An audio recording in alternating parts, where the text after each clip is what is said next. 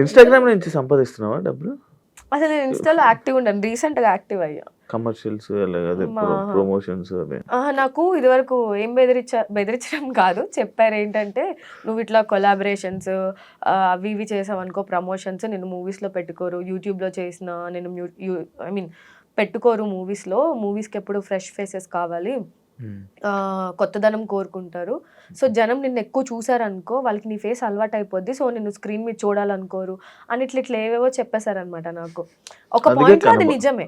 అందుకే కనపడడం మానేసావా? అంత యాక్టివ్‌గా ఉండను. అందుకే నేను ఇన్‌స్టాగ్రామ్‌లో యాక్టివ్‌గా ఉండను. పోస్టులు చేసేదాన్ని గాదు. ఈ మధ్య పోస్ట్ చేస్తున్నాను నేను.